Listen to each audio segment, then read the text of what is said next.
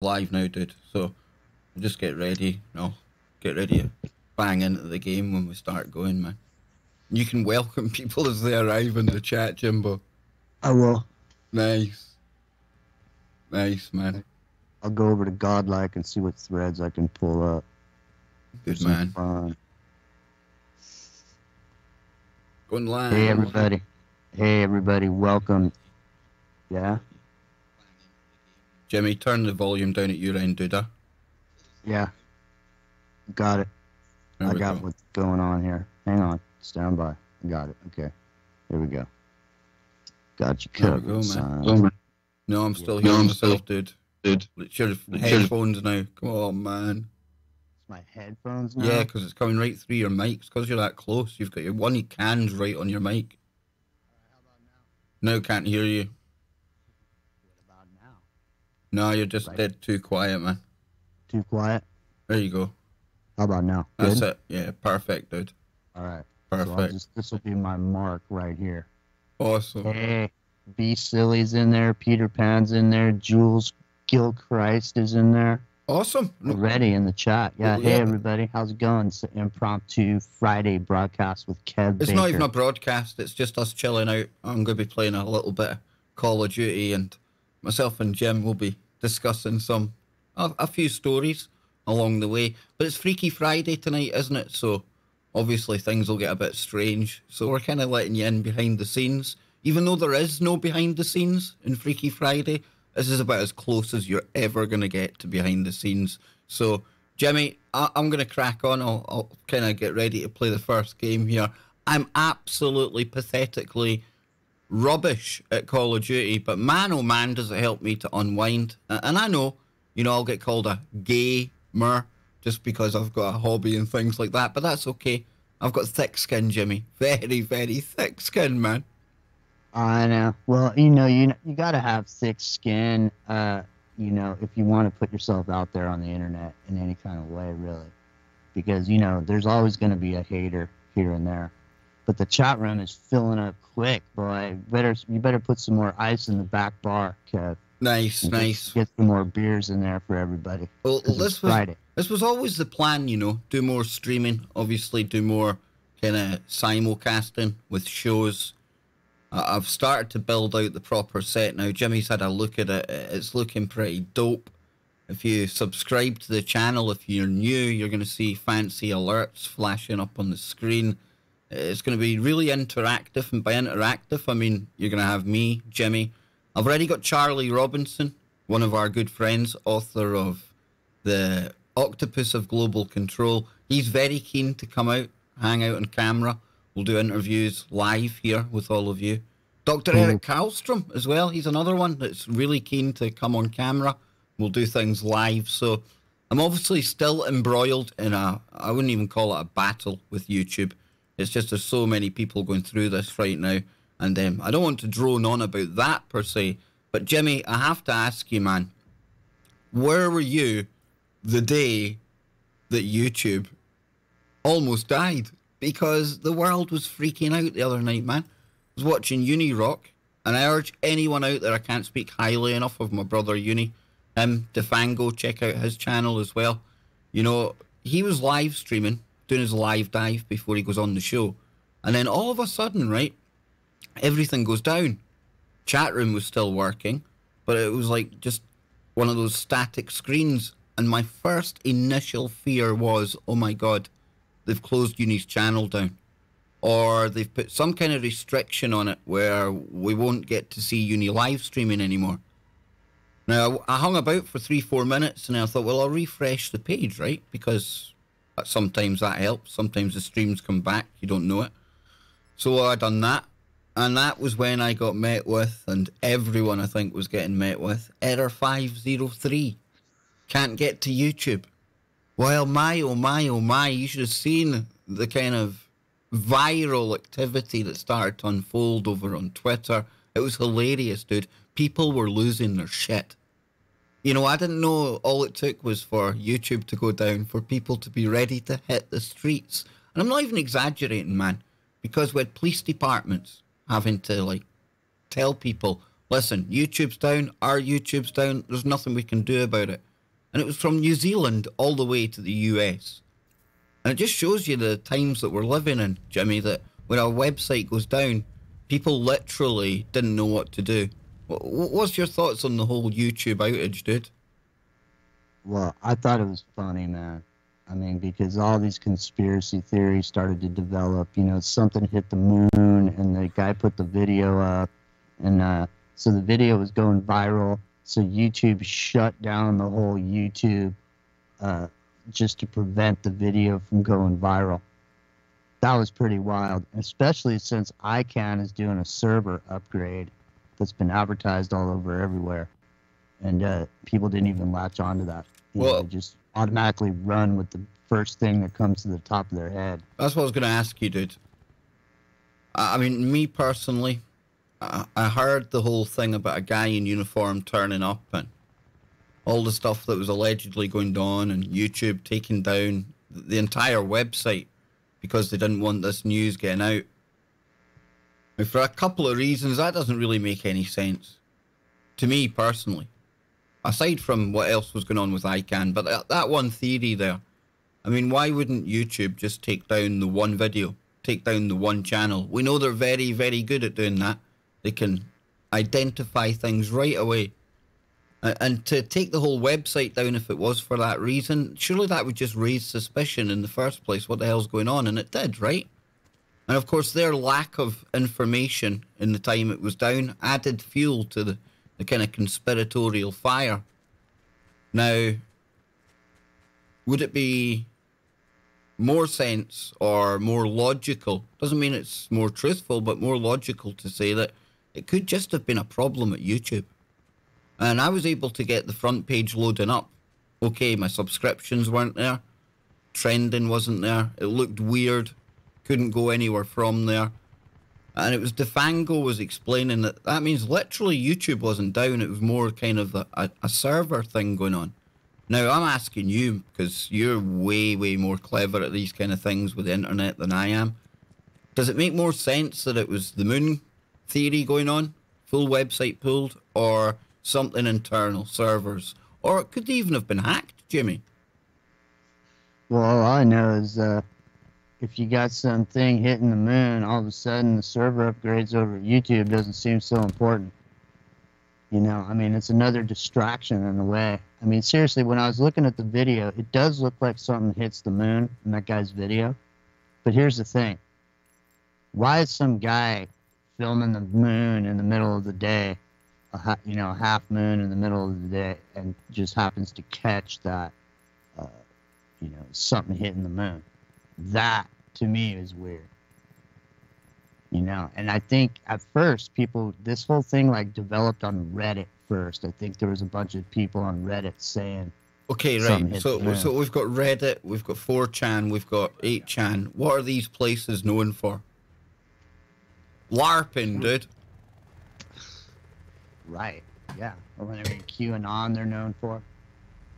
Not just QAnon, over the years. I mean, how many kind of major viral conspiracies have stemmed from stories on these posts? And then from that number, how many have actually borne out to be anything that was real? Okay, that chat room is filling up nice. We should shout it out. But let me, I got something going on at the front door. I got to answer the door. So give me a second. No probs, dude. What's happened? My game's crashed, man. Game's crashed. Oh, dude, trust this to happen just when you have to go to the front door. Hang on, folks. I'll get it back. Don't you worry. We'll pull it back. We'll get there. So, yeah, what? Just for anyone tuning in right now, all myself and Jimmy are doing here, we're just kind of chilling out the way we would be doing, getting ready for a Freaky Friday.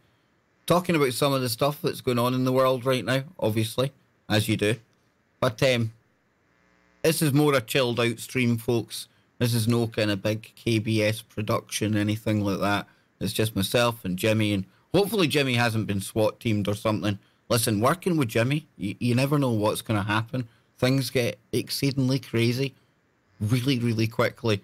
And I'm glad that you'll be able to share in this madness now with me, because sometimes, working with Jimmy Jeans, it's, well, you couldn't make this stuff up. So don't tell him that when he gets back, though. And over on Freaky Friday tonight, we're going to have Melissa Melton Dykes from Truth Stream Media. She's going to be coming along. She's going to be joined by Joe, her new co-host, may I add. Yes, that's right. They're going to be co-hosting a show on Thursdays on TFR. Joe's going to be on Tuesdays and Thursdays. Kick ass. So hopefully they will be on there tonight on the show. So you're back, Jimmy. What was happening, man? I've just got to deal with a quick message. Hang on. No, it was nothing. It was just, FedEx at the front door. And so, Ruth, Kessler, Dodger, Glow, Roosevelt Media, Leslie Dickey, Johnny, Peter Pan's in there still. See if you see somebody called Stroney. That means Whistles is in there, man. Well, I did see a friend in there earlier. I'm not sure if she's still in there, but it looks like the Cougars are starting to come to the sanctuary. Well, we're not going there just yet, Jimmy, because we know you get all excited when we go down that road. But we were talking about this whole YouTube thing, right? Yeah. And the way people were freaking out over it. And your thoughts, I mean, where would you say your money would be on what really happened? Could it been some test, an internet kill switch test? Now, I'm just throwing ideas out there. I'm not saying I necessarily believe these, but could it have been something to do with that? We've seen all the censorship happening lately. Do you think it was maybe something to do with algorithm changes? I honestly thought when they came back, it was going to be like a Mandela effect.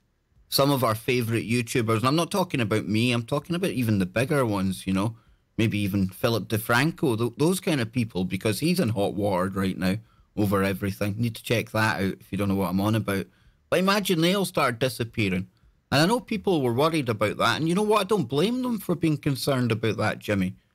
But at the same time, when something like this happens, I think it's important that, and it's hard to do, right? We've got to try and drop our biases. And all of us listening to this right now, probably to a man and woman, we're going to be coming from the conspiracy sphere, right? We see patterns, we see maybe things that are happening, not always happening though. And sometimes if a website goes down, maybe, Jimmy, it's just because a website goes down. I would say that that's probably the case 99.9% of the time. 99.9% of the time when people get censored, quote unquote censored on the internet, has nothing to do with the information that they're putting out. It doesn't matter what you say on the internet. Okay? What matters is how many people are listening to what you say. And when you got listeners and you got a group of people that's like-minded that can move in a direction, right? That's when you see some sort of shenanigans with their channels. Shenanigans. Yeah, shenanigans. We love shenanigans on here, man. I know. What's not to love about shenanigans? No, exactly, dude. It's a brilliant word. Shenanigans. I'm going to start calling one of my streams that, just pure shenanigans. There you go. What's the matter with it? But, I'm sure there's legitimate censorship going on in certain respects. Well, take my case, right? Take my case. I call it censorship light, because they come after the channel, they demonetize you, right? They don't tell you why. Now you can get into the finer points about whether you should monetize channels in the first place or whatever, right? That's for another time. But think about it this way.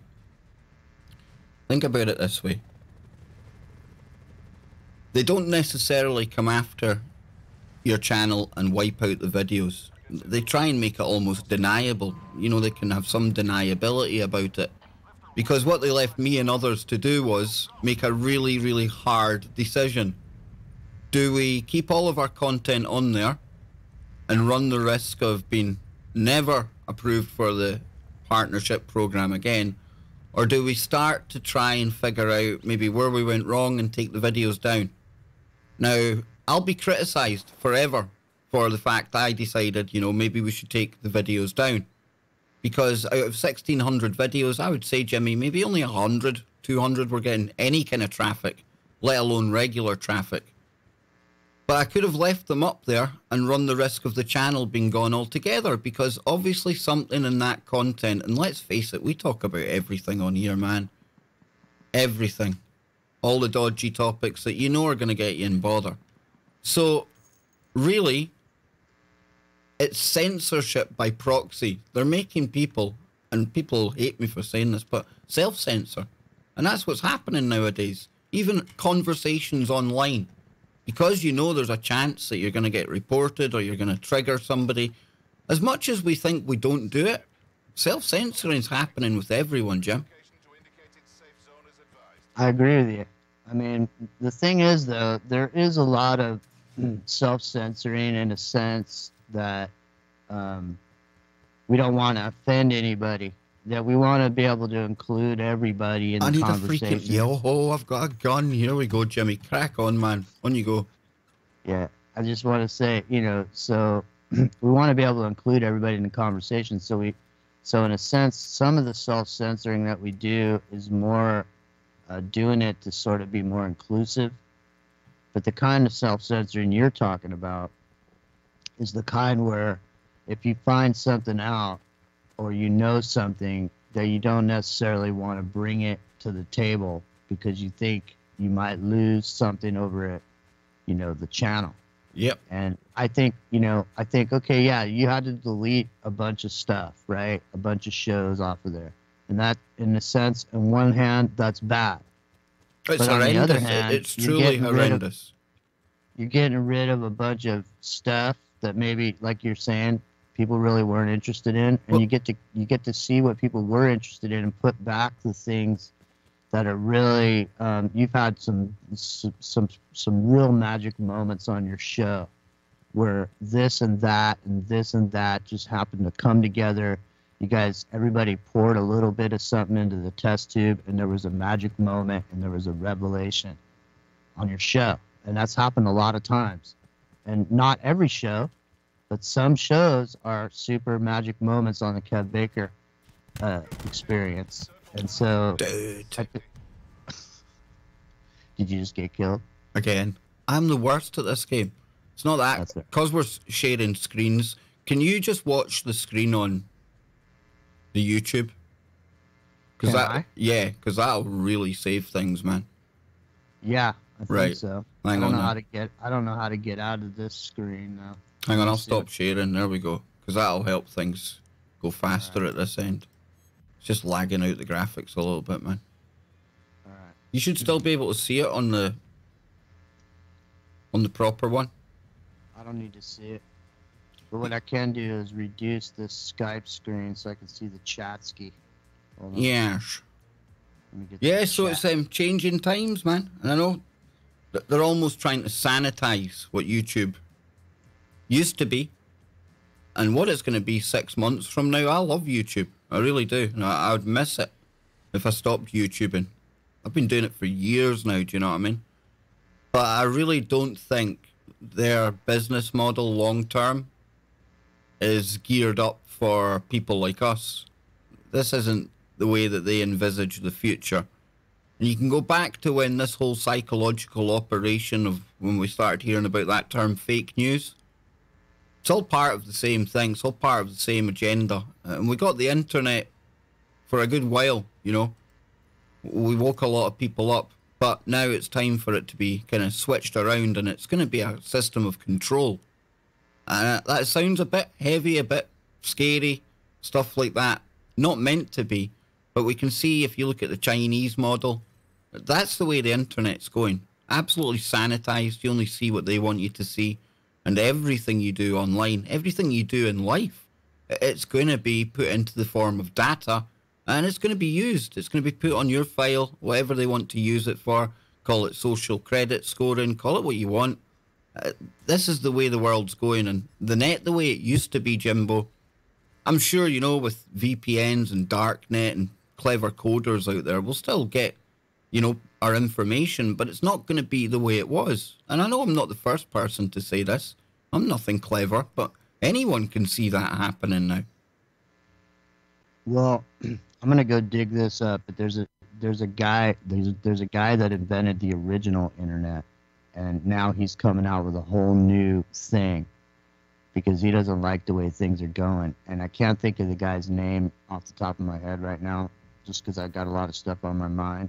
But I'm gonna go dig that up and bring it over here, and just to let everybody know in the chat, we see you, and you know what? Neon Butterfly Meadow is in there again, and so is Johnny Gill J. Awesome. You know, Johnny and Joseph Foro is in there. So that's pretty cool, man. That's pretty cool. And we're looking good now. The graphics are looking better, Jimmy. It was you. You were killing my graphics, man. I know. I'm gonna get a chopper, dude. When I walk down the street lights go out. It's okay because, I mean, if it starts going lagging out again and things, that's okay. I thought I saw Pepe Vasu in the chat room. Oh, check this out, man. I'm going for a helicopter ride. Hope this guy knows how to fly it. Hey, there's Phil C. Hey, what's up, Phil? Oh, Phil C. I know that name, man. Yeah. Remember I just told you he sent us an email over on my Into the Microcosm channel asking us where we were. And this is what we're calling it, Jimmy, innit? Don't shoot the messengers. Yeah, exactly. Don't shoot the messengers. Be silly's in there too in the chat. You know, on Friday, I think that should be like a law. Be silly. I know that's just somebody's name, but that should be like a law. You should have to be silly. Shenanigans. I want to give a big shout out to Alan Adams. Alan, massive thank you. And if anyone out there is considering, you know, supporting the show or the stream, if you want to get your message read out on the screen, myself and Jimmy were kind of testing that out. There's a link in the description to streamlabs.com/Kev Baker Show. And we've got fancy alerts that should read things out. I noticed my view counter isn't working. So after this game here, I'm going to fix the view counter. There he goes. Jimmy's away again. But yeah, with that out the way, right, tonight on Freaky Friday, it's going to be epic. Because, in my opinion, right, and I can tell from the views that their videos get that I imagine all of you watch them. We've got one half of Truth Stream Media coming on the show, Melissa Melton. And I have to pinch myself because I'm lucky enough to call Melissa a friend. And in my opinion, you know, they are making some of the highest production kind of quality and information-wise as well, may I add, with their videos on YouTube. And also they've got a couple of feature-length documentaries that are out as well. I can't speak highly enough of their work. It ties in a lot with the stuff that I speak about. And when Anthony Patch, when we had the Anthony Patch show, we would cover a lot of the stuff. And it's amazing how these things all fit together. The AI, when you go back and look at the history, even not of just technology and computing, but mind control, stuff like that as well. Cybernetics. You really start to develop a picture of the world we're living in today. It's something they've been planning on for some time. And artificial intelligence, for me, I love it and I hate it. And, oh, man. See, I got too greedy there, folks. See that? My eyes got too big. There was a helicopter. I thought I was getting a helicopter. I was in there. But, yeah, AI for me, it's the double-edged sword, isn't it? It's the game changer. It could literally find us a cure to cancer, but at the same time, it could be the thing that leads to our demise. And if you think about it in those two different levels, the cancer, the medical side, if we keep AI and design it specifically to recognize patterns and you know things like that and data like that, then that's when it can work with us and actually help us to advance.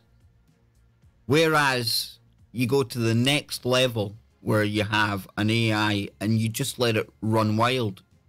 You don't give it a specific task. You don't narrow it and block it into just one data set where it becomes an expert at that data.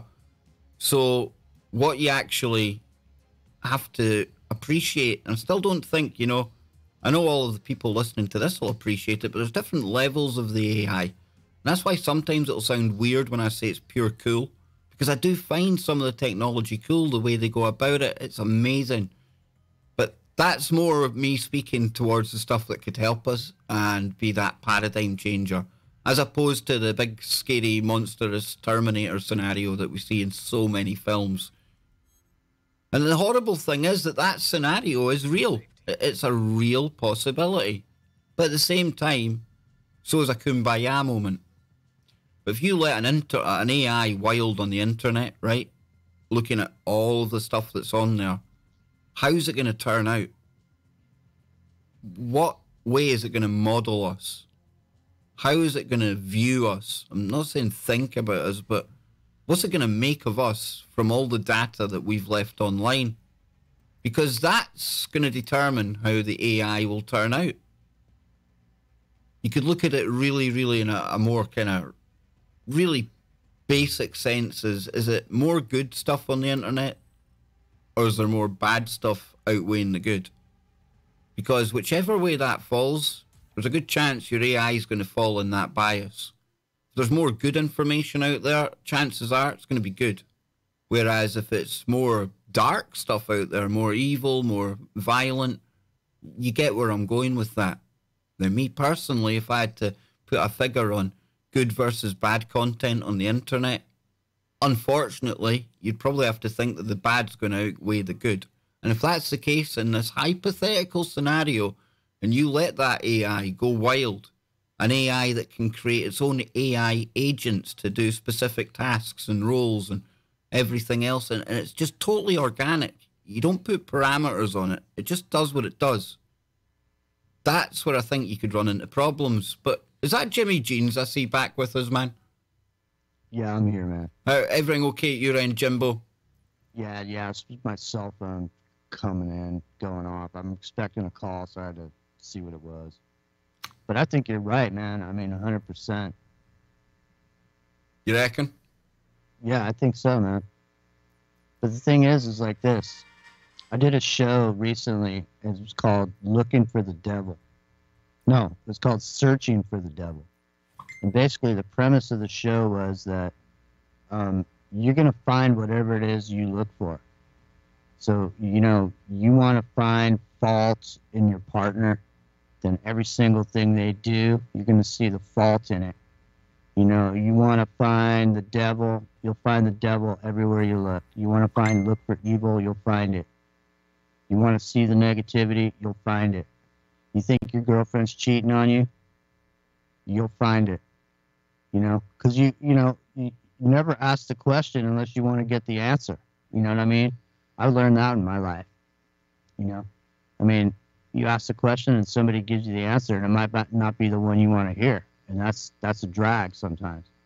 You know, so you find what you're looking for. Like I mean, just from an example, I mean, I had somebody that I was super in love with, and we were in a relationship for a long time, and I had suspected that she was cheating on me, and I just asked her point blank, and I expected her to say no, but she said she was. You know, see, so I found what I was looking for, and I got the answer that I was looking for, really, because that's what I was looking for. Now, just as an example, if I'm the type of person that is suspicious, and I think that, you know, someone's trying to get my girlfriend, then I create the opportunity for that to happen with the energy that I'm putting out there, because I'm not strong in my connection with my partner. And so I have this suspicion, and, you know, she was a super good looking girl. So, you know, guys were always hitting on her. So it wasn't that I was imagining it or whatever, but, you know, it's still in all, you create the situation by how strong your bond is, right? To whatever it is. And so if you're looking for the good in the world, you're going to find it. If you're looking for ways to make a difference, sort of in a positive way, you know, there's a million ways to Sunday you can do that. You know, there's lots of ways to help, and no one ever even knows you did it. You know, and that's the difference between, I was looking at this information about the ulterior motives behind what we do. You know, like, say, for example, you do something nice for somebody. It's a strategic move on your part to do that nice thing. It's not because you're a nice person or you want to do nice things. You're doing that for some strategic reason in the future, like planning out some scheme. And it was pretty interesting look at the psychology of it, of how people, there's a big difference between where someone's coming from when they do something nice. And when you're doing something nice that you don't expect anything to come back to you, that's the one that's got the important energy attached to it. And the other one has sort of empty energy, doesn't really land well typically with people. Even though you did something nice for them, they don't appreciate it simply because it had no meaning to you in the first place. You were doing it for a reason instead of just doing it because it was the thing to do. You know what I mean? I mean, I didn't mean to go down a road or whatever. What can you say? What can you say to that, Jimbo? I don't know. Dude, I don't know what to say to that, man. That was, you got kind of deep on me there, man. Did you kill anybody while I was saying it? No, man, my stream, it's kind of stuttering about. And I mean, tell the audience, right, just so they know, that game was working perfectly fine until we done this, right? It was, man. It totally was. Perfectly. Dude, they're censoring you, man. Oh, no, they're not censoring me, are they? Do you think that's what it is, Jim? It must be. It must be the NSA. I hope not, dude. I hope trying not. To interrupt they're trying to interrupt the kumbaya moment. Damn, dude, we've got 95 on the stream. I fixed it. All right. I got it in. I remembered what I had to do. But yeah, right, I want to go on to the next topic we're going to talk about, Jim, and I'll try and get this working again. I'm going to try it. I'll turn all the graphics right down, dude. It's cool. That sounds good. Something else. Last night, first of all, you phoned in. I haven't heard it yet, man, but you phoned into the Clyde Lewis show, and it was a very, very good show to call into because Jimmy, our good friends were on there, right? Chris and Cherie Geo. That's right. And everybody should go over to Clyde Lewis's SoundCloud and take a listen to that, because however many listens he gets over there on the SoundCloud, he determines how good the show was. And the show was off the hook, man.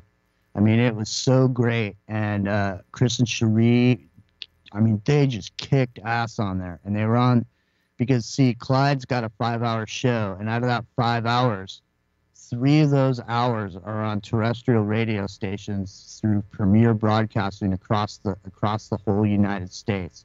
So Chris and Cherie are on in the 8 o'clock and the 9 o'clock hour. And the 9 o'clock hour is the final hour before George Norrie goes on. So there's a lot of people that are tuning into those radio stations, getting ready for Coast to Coast, plus all the Clyde Lewis listeners. And they all got a chance to hear Chris and Cherie talking about the NPCs, talking about the different aspects of the Matrix. And it was a fantastic show. And I just couldn't resist, dude. I had to call in. But I mean, to be fair, you're one of the more or most regular callers that I've heard personally on Clyde's show. And Clyde's good like that, because when he finds people that make good points, he remembers them and he certainly goes back to them when they call in again. And I think that adds to the show. It's almost like you're like a minor guest, Jimmy, along with some of the other people that he goes to. Yeah, man. I mean, I've been a listener of Clyde for probably about 6 or 7 years every night. And, I mean, I listen to the show every night when I'm doing my thing around the house rather than watching TV or the news, because it's, you know, the way he presents information that's not allowed on the mainstream, but he does it in a metaphorical way, and he uses a creative method of combining those sound montages that he uses, and he gets away with putting out the same kind of information that Alex Jones does, but he does it in a creative, sneaky way where he gets it out over 300 stations. Now, I'm 100% sure that there has never been a discussion like the one that happened on Clyde Lewis last night with the Geos. And I honestly think that it's going to be just really a successful moment in time, because I think the information they have to bring to the world is finally going to get out in the mainstream. I'll guarantee you that George Norrie was listening to that show last night. I wouldn't be surprised if Chris and Cherie ended up on Coast to Coast really soon, because in order to be relevant, George has to copy Clyde a little bit because George is just, you know, he's been doing it for so long. You could go on there and say that, you know, you're a purple people eater from planet Mars or whatever, and he would just go, "Oh yeah, that reminds me of the shadow people I saw the other day when I was looking on my computer." Are the purple people eaters? Are they like the ninja wing of the blue avians? They may be. I think so. Hey. I think so. I think they live underneath the eggs, but we'll need to ask Jordan Sather about that because he's the only known living expert on Earth about blue avians. So who am I to talk about the blue chicken people when really we could be listening to that genius? Well, here's the thing, man. I think George Norrie is about ready to exit stage left and go make a bunch of dough on Gaia TV, and so I think you're going to see some jostling over at the coast to coast operation sometime soon. I'll tell you what. I must admit, Jimmy, coast to coast, you know, during my formative years, during the kind of early waking up, am I going mad process that we've all been going through, coast to coast was like an island for me, dude. I didn't feel alone anymore when I was listening to coast to coast. So, I mean, I'll always have a lot of time for coast. I haven't been listening recently, but Bill Bean, he's going to be going on there again soon, and he's going to be plugging his new book. And it's a book that I've wrote a chapter in, so yeah, I'll certainly be listening into that episode, that's for sure. Well, here's the thing, man. George Norrie has to move into that slot. Now, is that going to be this Jimmy Church? Is it going to be Jimmy Church? You're not a big fan of Jimmy, no? Me? No, yeah. I don't like that guy. Yeah. No, I sat across from him for 3 days at the conference over there at in the desert, the Contact in the Desert conference. Yeah. So I was sitting like right across from him. I was at Brad Olson's table selling books, and so he was across the way, and I was, you know, I couldn't help but see him. He was right there, and you know, he had the most. I mean, out of all the people in that row of people, he had the most people coming up to him. In other words, Clyde was down the way, and no one was down there mobbing around Clyde's table, and everybody was mobbing around his table. And I think it's mostly because he's got this image of he's like a rocker, you know. And he's the rock star of the conspirasphere. Is that what's happening here, Jim? That's his game or whatever. Hey, that's you saying that. That's not me saying that, dude. I think he's no, right, I'm saying it. I ain't afraid to say it. I mean, I don't listen to the guy's show. Either do I. I used to. I'm not a Fade or Not. I used to listen to quite a lot of them, actually. Used to listen to Fade to Black a lot. But I don't know whether everyone else is noticing this. Fade to Black. Fade to Black. I mean, the guy's about as original as you know, I don't know. Fade to Black isn't that a Metallica song? I mean, I don't know. And then that's his whole thing. You know, he's a rocker, Metallica, Fade to Black, Fade or Nots. You know, you're a fade or not if you're a fan of Jimmy Church or whatever. So, I don't know, man. Really he's feel an alright guy, I guess. I didn't realize you felt so passionately about that, Jimmy, or I wouldn't have gone there with you, man. No, it's just radio in general. I don't have nothing. Like I say, I don't have nothing against the guy. I mean, who am I? I'm just some dude who's, you know, listened to literally hundreds of thousands of hours of talk radio. So I mean, I'm not trying to say anything against the dude. I mean, everybody to each his own. You know, he's got a picture of himself sitting there with Ronnie James Dio. Okay, so he knows superstars then. So now I guess that's a reason to hear what he has to say. I don't know. I get you, man. I know what you're saying. Sorry, dude. I didn't mean to go off on a tangent, but I mean, the thing was I'm not revealing some of the revealing activity that happened at the table across from me, you know, because I don't want to put the guy on Front Street, you know what I mean? But I'm just saying, you know. Were they eating purple chickens, Jimmy? That's all I need to know. That's really what's troubling me. Were they on the purple chickens? I saw no purple chickens, but I did see T-shirts that looked like Harley Davidson logos that were black, that looked like... You know what I'm going to do, Jimmy? You know what I'm going to do? I'm going I'm going to bring you into remember the screen I made for the two of us? Yeah. I'm going to get that set up just now, dude. But keep Just talking the just now two because, of us. listen, what you were talking about with Chris and Cherie, I mean, I've not heard the Clyde Lewis show just yet. Hey, did you get that screen up? Because look at this. I'll put this up by the camera. Look at this, some California. Hold on. Look at it. Oh, wait a minute. It's too blurry. Hold on. Let me back up so you can see it. Look at that. Fresh off the vine, ladies and gentlemen. Look at it. Right, Jimbo. I don't think you're really allowed to show things like that on screen when you're live streaming, you know. But hey, we'll just get cut off again. It's all right, dude. California love, man. You know, it is California. And you know, the internet is like international waters, isn't it? What? I mean, is there no governing force opposed to the corporations that own the technology that bring us onto YouTube? I've no idea, dude. No idea. I'm just looking. I can't even remember where I saved this actual. Hey, remember one of the things we were gonna hit on is I'm sure I blew us off into the weeds with whatever I was saying, but did you want me to go back on track and see what's going on in the chat? Because it looks like Angel Hearts. Dude, we were talking, right? See, this is what happens when you work with Jimmy Jean. It's absolutely insane. You just don't know where you're going. I don't remember where I was going. But we were talking about Chris and Cherie with Clyde and their trip to Egypt.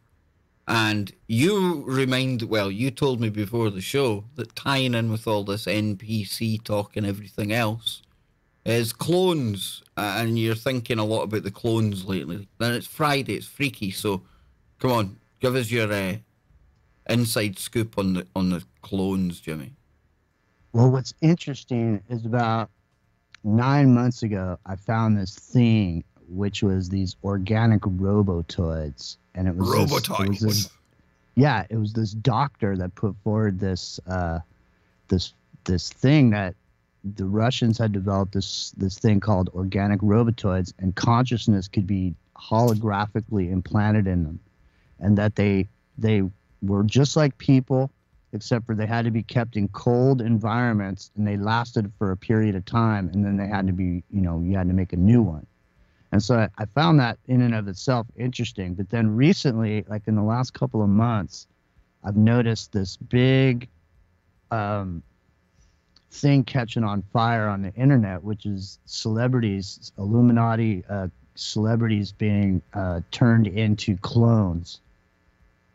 And the first one that I saw was Dave Chappelle, and then there was another one which was Beyonce. And there's this specific moment in time, and it's so weird because the organic robotoids in and of itself is just a thing sitting over there. But then you notice this particular point in time in these careers where these superstars went weird in some way, or they went evil in some way, or they changed personality in some way, and to the point where their body types are completely different than when they started. And so people are saying that these people, that these Illuminati sex slaves or whatever that go off the reservation, are being taken out of the mix and replaced with these organic robotoid-like clones. I seen that, was it Kid Badu or something? He was the one of these rappers that's come out lately, and he was talking about this kind of thing, dude. He said he was a clone. Yeah, he said he was like second or third generation or something, or third model. I can't remember. It was not that long ago. But he was saying that they chose his parents because of their genetics, which would make sense. Whether he is a clone or not, I don't know. I mean, I think you at the time said it was good marketing. Whether he's a clone or not generates interest. Could it have been that? I don't know.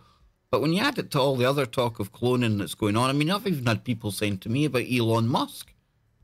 Is Elon Musk human? And because of the way he acts in interviews, I mean, how can I make a case? It's hard. You could make a case for either side, dude. I'm not saying that Elon Musk is a robotoid, but I can see why people have to question things now. Well, doesn't it make sense that if there is a breakaway society that technology is like advanced so far that they got floating cities that we can't see because they're in the spectrum of light that we don't understand with our eyes, and they're on a whole other frequency. And if there's a possibility to do that, the people that would do it would be the super rich, or the people that have the funds and the wherewithal to do it, which would be superstars. And if you see that weird video technology where they could take a video of somebody and then, like it was George Bush, and we could sit here and say words and it would come out of George Bush's mouth. Now, if you take that same type of technology and turn it into voice to skull, or turn it into some kind of broadcast that can make these celebrities mouth or mimic or say whatever you want them to, now you got this walking 3D advertisement going out on saying whatever you want them to say. And so you tie the robotoids in to the cloning, to the breakaway civilization, and then you look at it from the perspective of now you can basically do anything you want to do with these people, and you see these glitches, right? Remember those weird glitches where there's a celebrity on camera, they're talking normal, everything's normal, and then all of a sudden they just glitch out and say something weird. It's almost like there's some guy in a room somewhere with a microphone saying the words, and the words are coming out of the person's mouth just to prove they could do it. Look, I'll make this celebrity say this right now. Ha ha ha ha. I think it's all possible, dude. With the technology that we have now available, this may be possible. Well, they've definitely got the technology. We know that. That's just a given, isn't it? That's a no-brainer. Whether they're doing it or not, super soldiers, have they got them? Probably. Yeah, I'd believe so. And if they have got the technology and they are so far ahead of us, I'd imagine they probably do have some kind of clone, some whatever you want to call it, Jimmy. I just don't know how many, or like over the course of a year, how many of these clones would you come into contact with? I mean, there's no way of putting a figure on that, if any at all. And I'm open to them being there, but going into the whole he's a clone, maybe she's a clone, there's that, how do you ever prove that? Right. Well, I mean, it goes back to the plot of that movie, Blade Runner, where they had these replicants that were part human, part android. And, his whole job was to find these in the population and bring them back. It's interesting because, with all this talk of NPCs, it's interesting that, like, metaphorically, we're talking about this, putting these 5 different things together: the glitchy celebrity videos, the opposite way that celebrities look from the way they used to look, the evil turns that they take in their career, or if they were saying anything against the government or the powers that be, they all of a sudden turn the other cheek and they don't say anything anymore. All these things in and of themselves don't mean anything, but if you put the 5 of them together, you can come up with this thing that metaphorically describes what we're talking about with NPCs, because people are acting strictly from the programs that they've been fed off the Facebooks and the Twitters and the Instagrams and all that. We just are reactionaries in a world that's created for impulse decisions based on emotional responses, man. And that's what they were talking about on Clyde Lewis last night. That's what they were talking about, Chris and Cherie. That's the kind of shit they're bringing to the table. And that stuff's never been talked about before anywhere, not alternative media or mainstream. And the fact that they got on last night, 300 terrestrial stations, they were on KLBJ, Jack. You know what I'm saying? They were on KLBJ. Alex Jones lives in Austin. It's awesome, dude. It's truly awesome. And I'm just getting your video on the camera now as well, Jim. We're getting there, dude. We're getting there. Yeah, so Carol Mottsinger's in the chat. Stuart Ross is in there. Glow's in there. T. Kerr. Hang on, did you say Glow?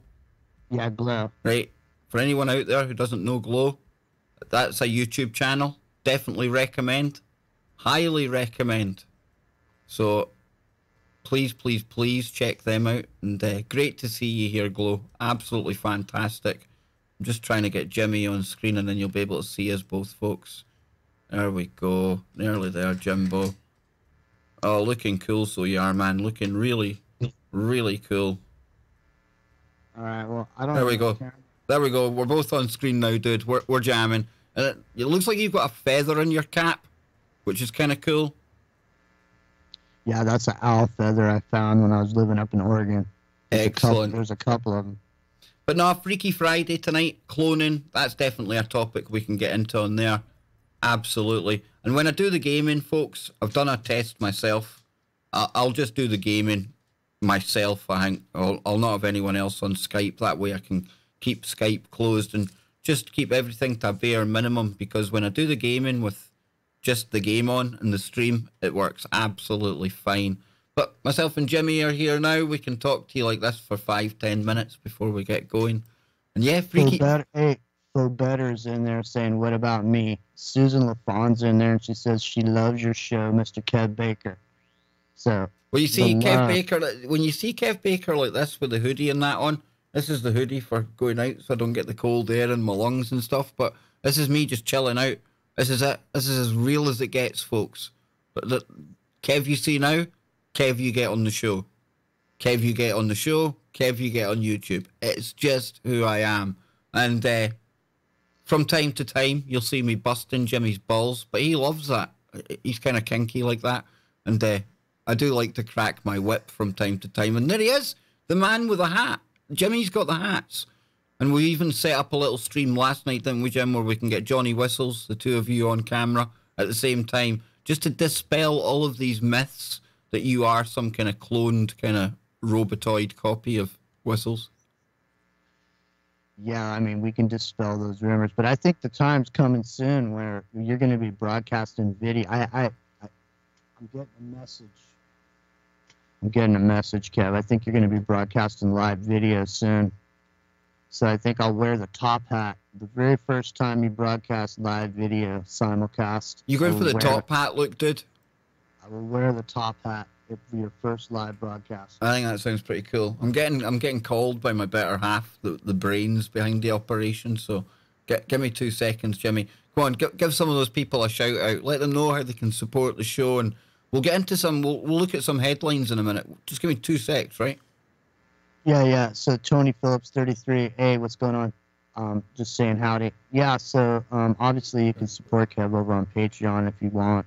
And also, if you happen to be a listener who has a business that you want to sponsor, Kev Baker is available for sponsorship as long as everything's on the up and up and the product is everything you claim it to be. I'm sure Kev would be happy to help out. Wait a minute. Hey, Julie Holcomb's in there. Jimmy. Yeah. Wait a minute. Just you saying that there. Have you caught this whole kind of scam that's going on with the bigger YouTubers out there? No. I'll tell you about it in just a moment, right? I'll come back and I'll tell you, right? It's crazy, man. Sounds good. I mean, there's always some kind of scam going on. Listen, I think P.T. Barnum was the person that said there's a sucker born every minute. And he was right. There is a sucker born every minute. Because it is so easy it was easy to manipulate people back in the day when they didn't have access to information. But now that they have access to information, it is so easy it is 10 times easier to manipulate people with information. You could literally, it's just so interesting to me how these pieces of information end up in these circles of distribution. In other words, well, I go out on the internet in the morning when I wake up, and then I see something there, and somehow I see this article just pops up in my visits around the internet, and then I go, wow, look at this, and then I look at it, and then I pass it over to Kev, and he looks at it, and he goes, wow, look at this. And now all of a sudden, a bunch of people get this article. Now, here's the thing.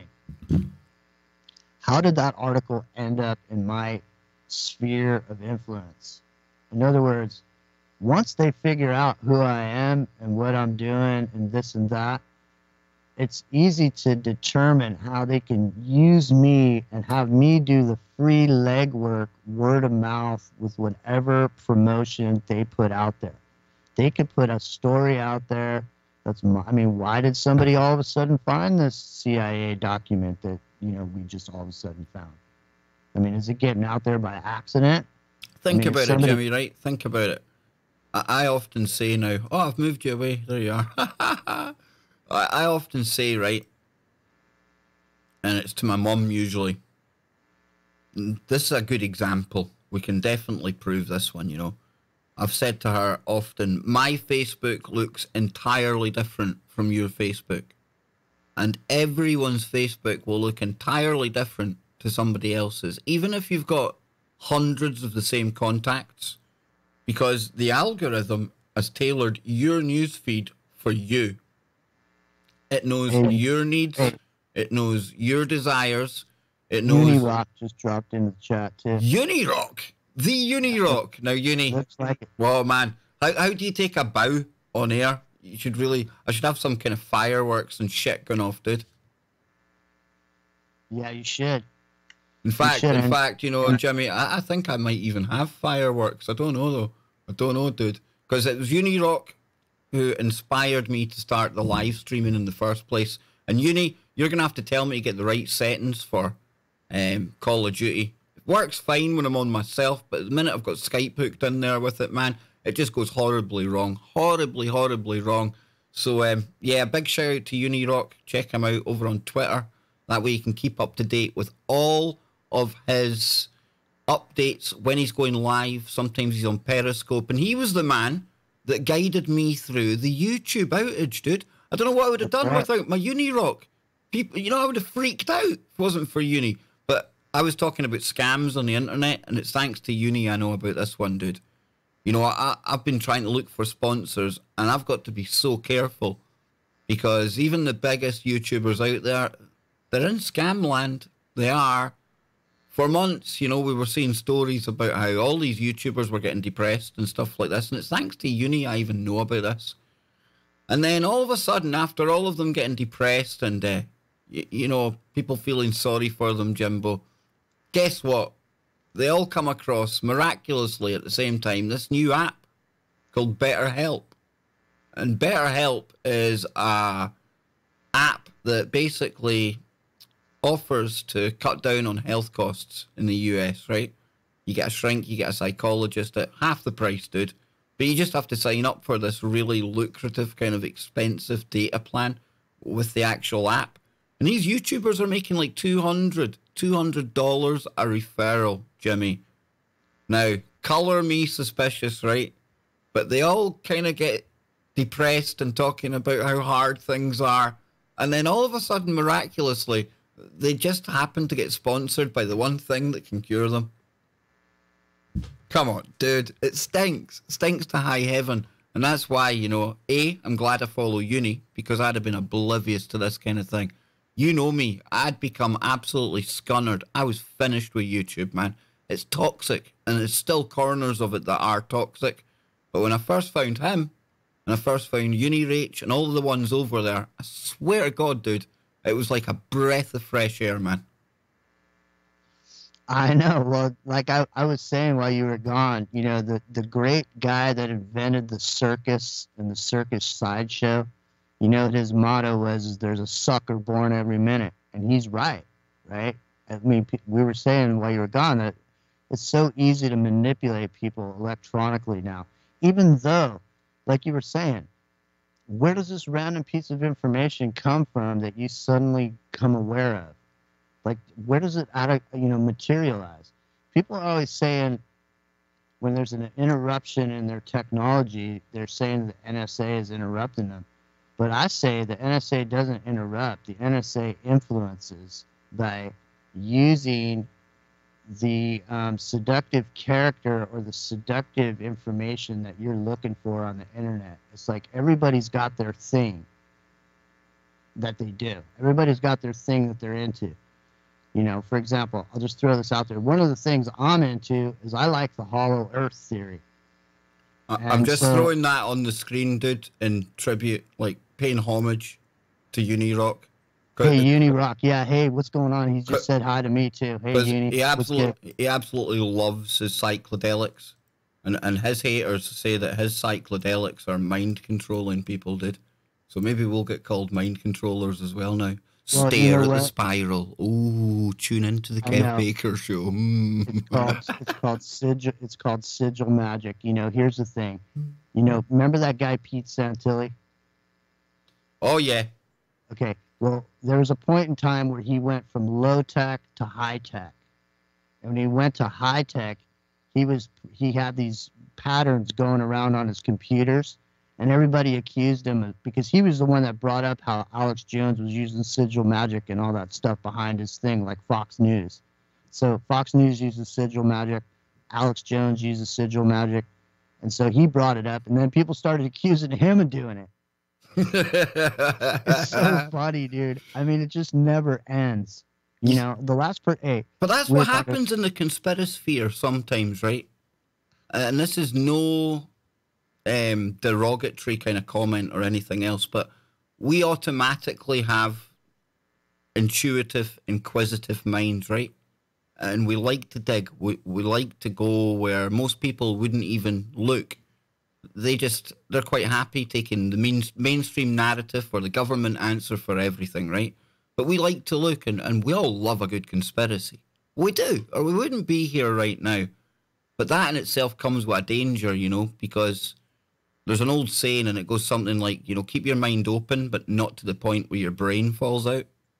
And I think it sounds horrible, but a lot of people coming into the information, you know, they can fall down that trap very, very easily. I've been there at times when I first woke up, dude. Some of the things when I look back on now that I used to kind of look into and believe in and thought would happen and stuff, I cringe, man. I cringe.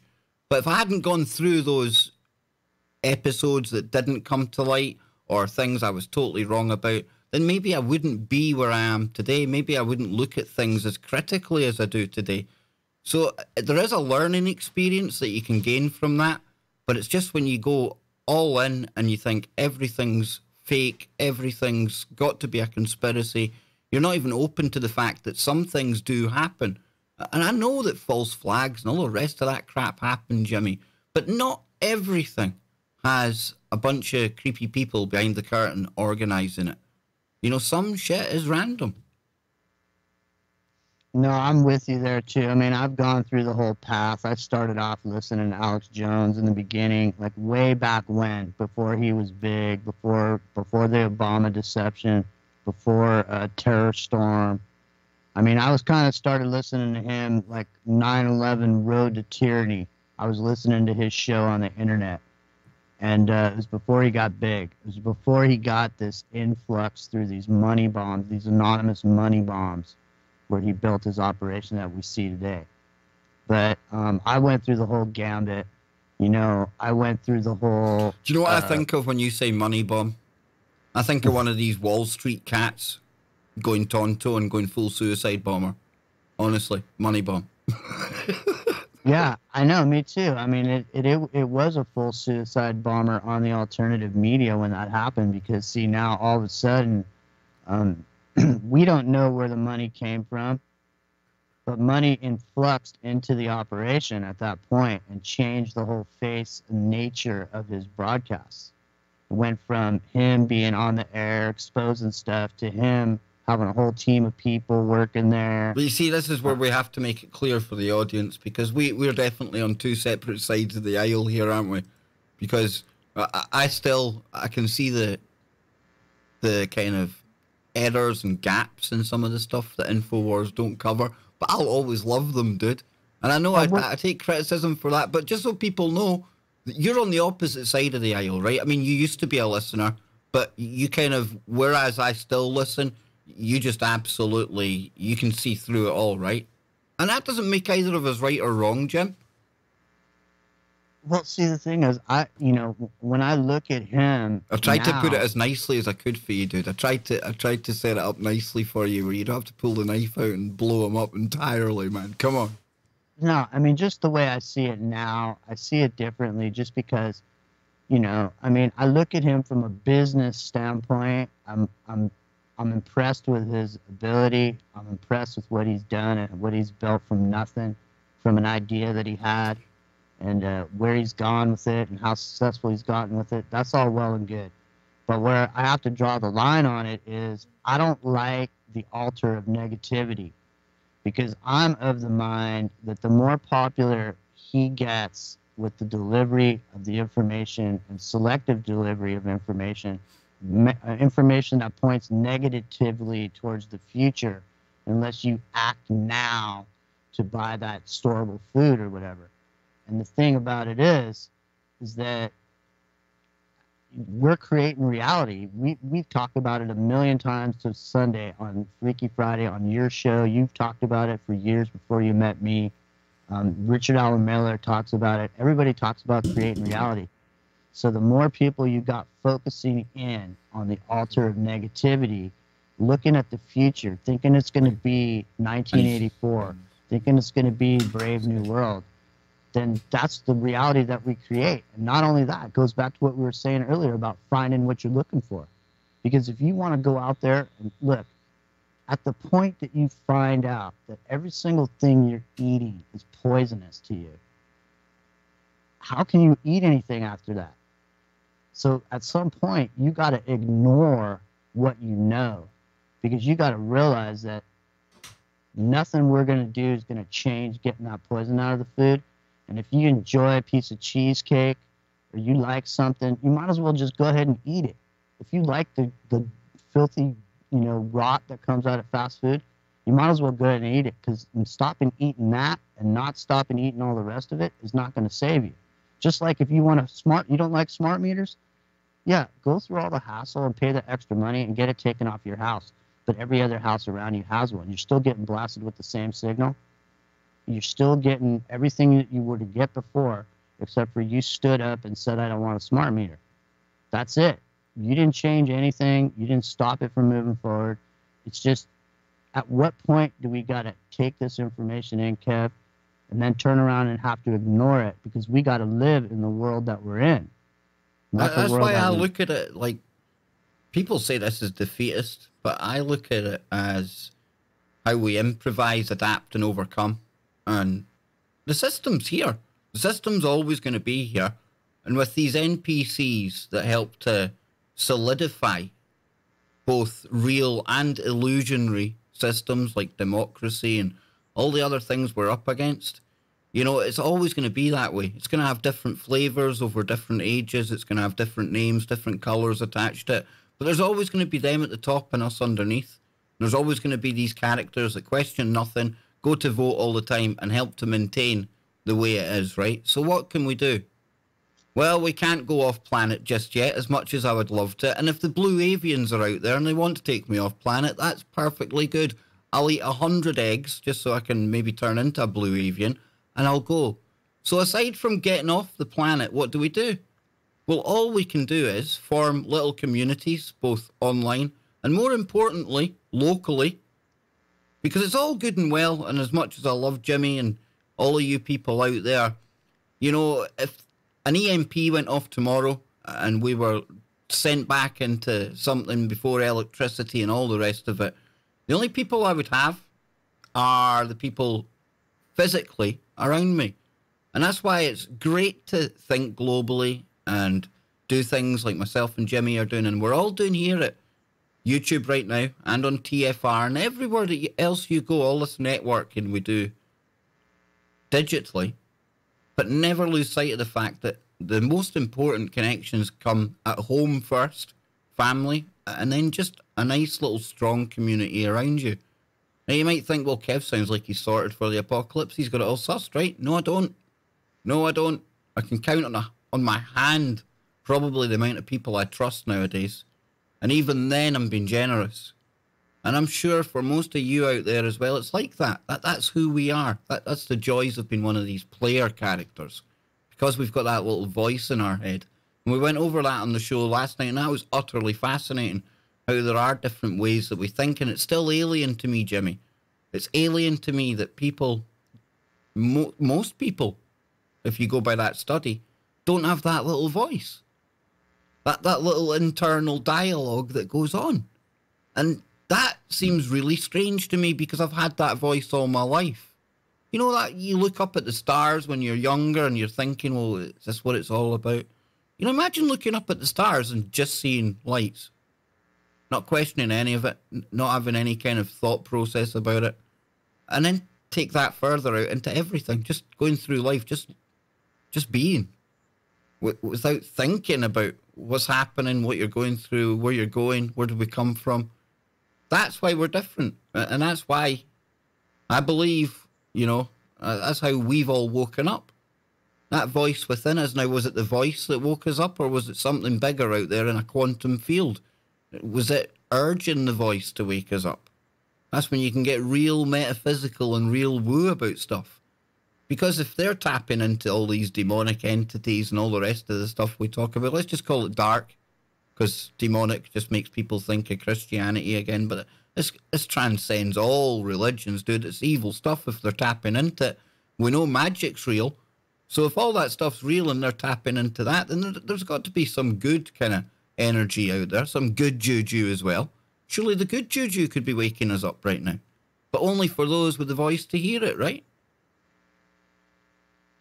Yeah, it goes back to what we were saying about finding what you can look for. It's, you know, here's the thing, man. Everything's out there for you to find on the internet. You just have to know what to search for.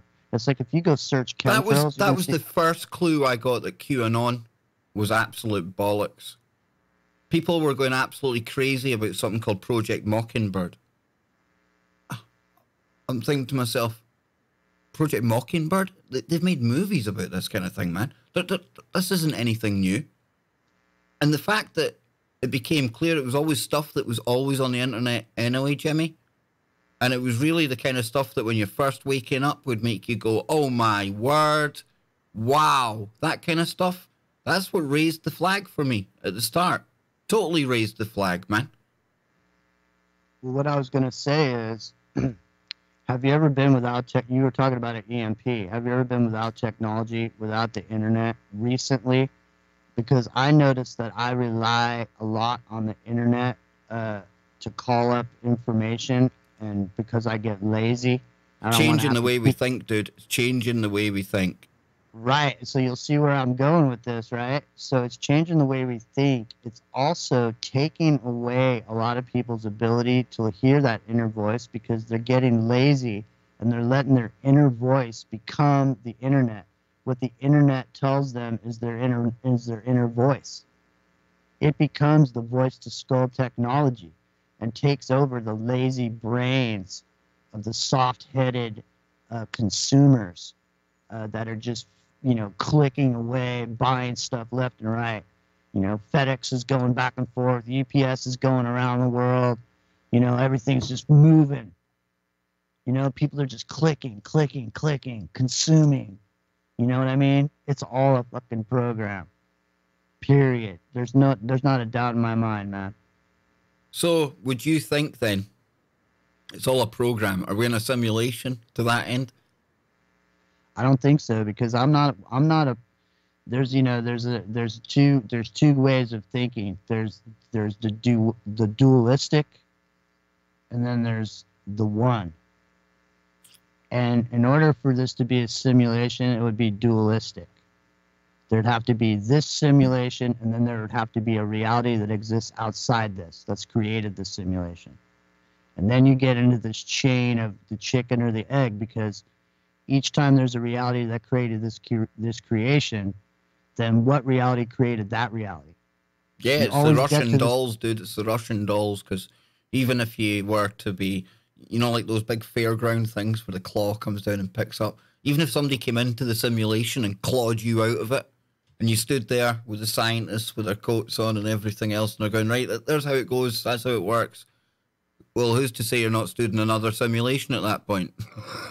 Well, yeah, I know. And the point that you're in the simulation, it's like even realizing that you're in the simulation is part of the simulation. It's simulated that you're realizing that it's simulated.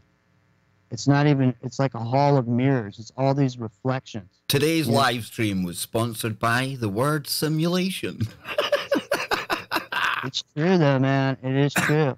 You know what? I'll bring some cool stuff to the table tonight on Freaky Friday that I had last night. Pulled up about modernism, postmodernism, and hyperreality, because I found these other pieces of hyperreality in the description, and one of them is the simulation.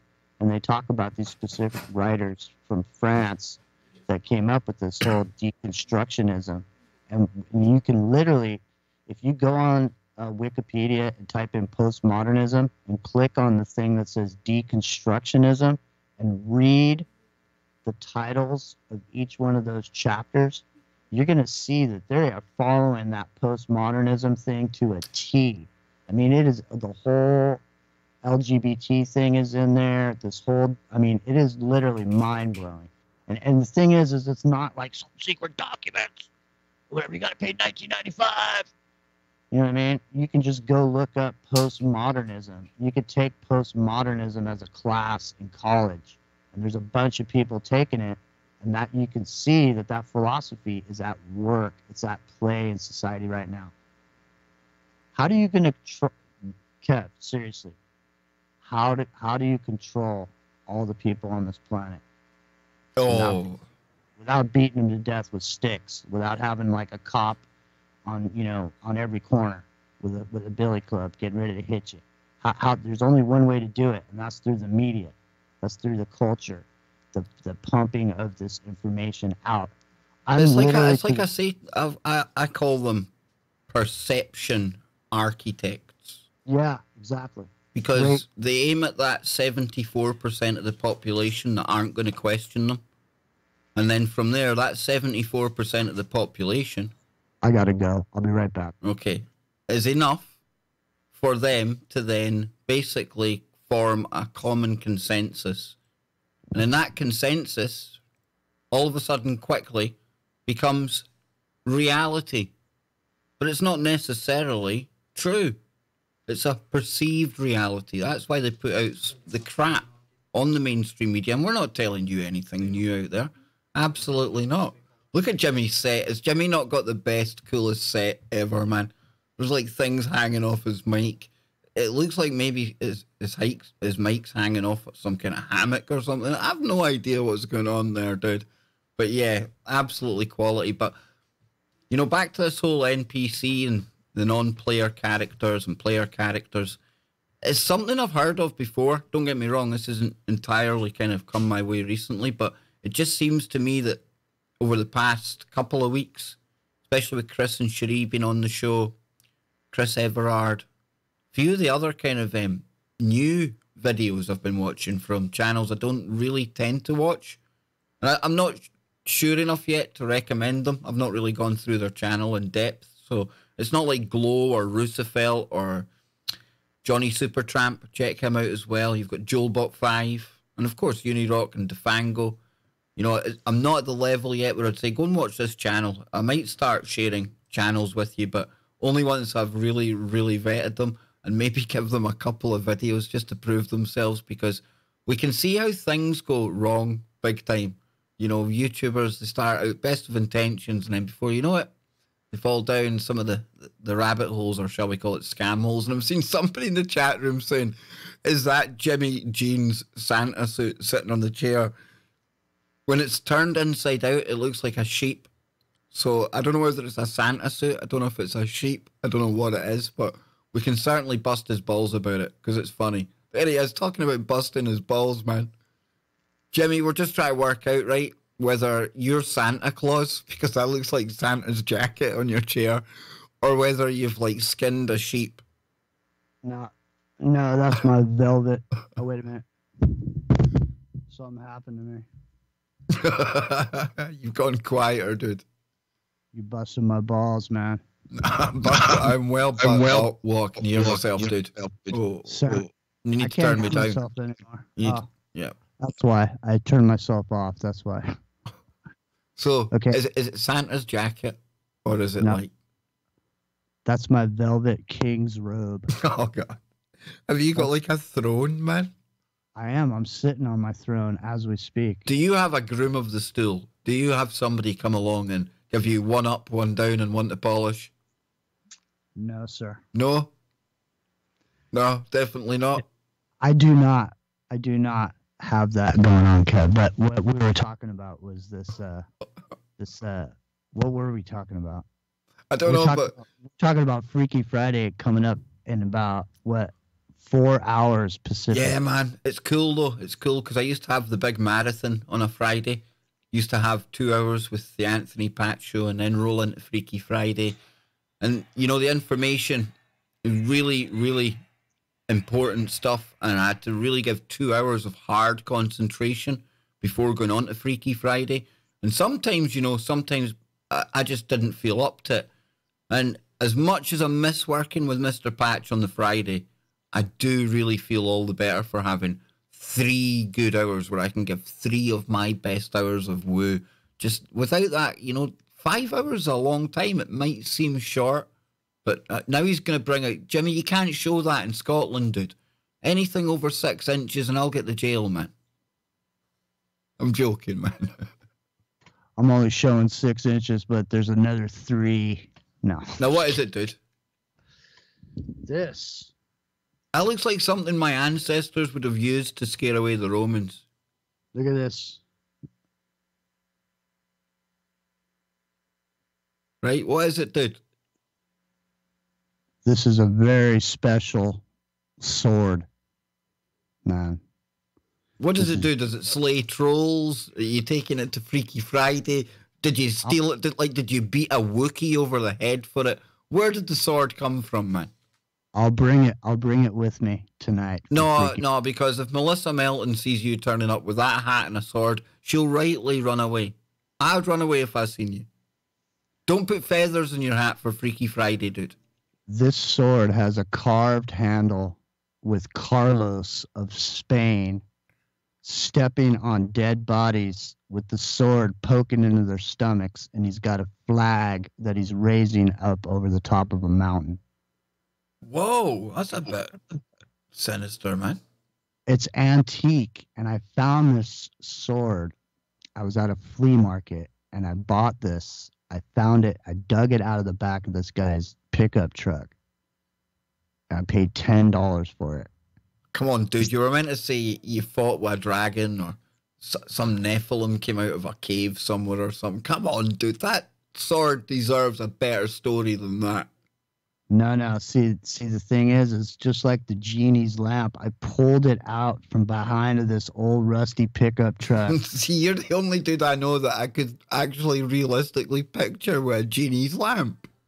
I'm telling you. And then I took it home and I shined it up, man. Come on, man. I'm serious. And then I charged it with oh, dude. You are insane, man. You know what I'm going to do for you, Jimmy? I'm going to put the unicorn in the corner of your camera because you are the deserving owner of the flashing unicorn. There you go, dude. That's befitting of you, man. Oh man, how can I ever repay? Hey, can you drop pictures in that chat inside the chat? Nah, not on YouTube. Nah, that's too bad. That Dave. Right, hang on. We've got something here, dude. Wow. What do you make of this one, man? This comes from my good, intrepid link finder, Alistair, if he's out there. And I was going to say, let me just tell Alistair we're on YouTube, but if he can hear me saying that we're on YouTube, probably means he can see us anyway. Pointless. But this here says, a Black Panther spotted roaming in fields near villages. And it says, police have issued a warning after reports of a Black Panther roaming near a village in Ayrshire. Holy hell, dude. It's not your unicorn, but it's a Black Panther roaming about the hills of Scotland. Well, maybe you can only see it if you've evolved to the frequency of the Black Panther. Maybe, dude, maybe. And, you know, I'm getting ready. Gonna go and get something to eat and stuff before we obviously do Freaky Friday. But tonight, I may simulcast some of Freaky Friday. I don't know yet. So I might appear online later. If not, I'll appear definitely online afterwards because I'm going to just do a bit of gaming myself, wind down. It'll be nothing exciting, folks. Trust me, it's just going to be me playing Call of Duty and getting my ass handed to me. That is all it's going to be. There'll be no Jimmy on camera. Maybe Jimmy will be on the call. I don't know. But he's got his show later on tonight as well. So, Jimmy, your show, Hey. man. Let people know when it is. Yeah, so my show's moving from midnight till 3 a.m. to 11 p.m. Pacific to 2 a.m. on Friday night. So I'm going to 3 hours tonight. It's my first 3-hour Friday night. So I'm super stoked, and I got a really great show planned for tonight. Awesome, man. Awesome. Yeah. The next time we come on, right, we'll make sure that we've got this stream set up beforehand so we don't have to build it on the fly. And I'll have more lighting. I look like I'm, I don't know, see one of those Hammer House of Horrors. We used to have this old horror company over here, dude. Hammer House of Horrors. I look like something out of an 80s horror movie. Looks like I'm kind of skulking about in some kind of, I don't know, some scary location. Talking of scary locations, I have been absolutely shitting myself watching The Haunting of Hill House. And I apologise if the language gets a little more colourful here than it does on air. But like I say, this is real Kev. You don't get the posh Kev now. But yeah, The Haunting of Hill House on Netflix. If you haven't started watching it, do. Because it is absolutely brilliant. One of the few things I've got kind of jumpy over, Jimmy. You don't usually get horrors that make you jump anymore, dude. Oh, by golly, this one does. I get horrors that make me jump every time I get my paycheck and I see how much taxes got taken. Paycheck. What is one of those things? So if you want to support the stream, you can do it a number of ways. Go to Patreon. You can go to PayPal from the Streamlabs link. Listen, folks, only do so if you can. That is the one stipulation I make, because whether you donate or not, it's all the same with me. I love you equally, whether you do, you don't, and I'll always be coming back here. Don't worry about that. But it does help with YouTube having pulled the rug from under my feet. Jimmy, quickly before we go, because I have got the most delicious smelling kebab in the world sitting waiting for me. All right, well, I'm ready to come back Freaky Friday, and I am ready to be electrified with the connective tissues of the rest of the Freaky Friday crew, and specifically tonight, I think there's going to be some good energy flowing. My name's Jimmy. That's Kev Baker. His name is Jimmy, but my name was Kebab Kev there for a moment, so there was no way. You know, you don't want to see a full mouthful of kebab when you're on a stream. That's the last thing you need, man. Well, I'll tell you what. Mr. Mensa says Kev's gaming was enough of a horror show for me. It was, dude. But see, when I get it going again, I was well impressed the other night. Got 2 kills in one game. That is like, whoa. 2 kills in one game. Even my son, I thought he was going to faint with shock. He's like, you got not 1 but 2 kills in one game? Man, look at how good looking everybody is in that chat room. It's like everybody's got their going to meeting clothes on or something. Everybody looks fantastic. Look at Kristen over there. Tell you, dude. And then you've got us two looking like a couple of extras from The Walking Dead. We need to sort our act out, man. I know. I'm like a zombie. Yesterday, I felt like an extra for that film Cocoon. And if you missed that, folks, I went to some mad clinic yesterday to like lung rehab. Long story short, walked in there. I thought I was in the wrong place. The people in there thought I was in the wrong place. And it looked like the set of Cocoon. If you haven't seen the film Cocoon, you can go and get an idea of what it was like. It was like God's waiting room I was in, dude. God's waiting room? Everyone was like double my age, Jimmy. They were like, maybe, I'm sure there was somebody in there, and I swore she said she was 205, man. It sounds like a good opportunity for a situation comedy, man, that you might learn a touching, heartfelt lesson from the old people in there that might have some information. Listen, dude, I love old people. I love them. They are the keepers of knowledge, and especially the ones that remember the world pre-internet. You know what I'm saying? So anyway, folks, that is enough from us tonight. We were meant to be gaming, but when I game, I'm going to do it myself, no cameras and stuff on. I'll have Jimmy maybe on a Skype call audio, who knows. But we will be back, hopefully some point over the weekend for a stream. Jimmy looks like he's in a very boisterous mood. He looks like some kind of little, I don't know, man, you've got shenanigans up your sleeve. Shenanigans. Exactly. So tomorrow maybe we'll do a stream full shenanigans. And that's what we might do, and we'll find some of the most bizarre stories from the darkest corners of the internet. It's not going to be friendly. It's not going to be pretty. It's going to be weird, bizarre, creepy. Woo. Ha! Somebody in the chat room. Q-Kun. I like that. Q-Kun. You like that, Jimmy? Q-Kun. I do like it. You see, they target the people that could have been in Cocoon. Because, you know, they're not all that internet savvy. They buy into some of Trump's team on 4chan. It's believable, dude, right? But with that said, Jimbo, let us say cheerio to these fine people, man. I know, I got to get going before I get hammered. I'm supposed to be doing chores. Good, and it looks like people enjoyed it. High energy, yep, shenanigans. We'll be back tomorrow with shenanigans. I hope Jimmy joins me. If not, I am going to have the first outing of full shenanigans. Right? On that note, ladies and gentlemen, I love you. Leave you. We'll be back for Freaky Friday on TFRlive.com, where the women are nice, but the Wookiees are wookier. See you later.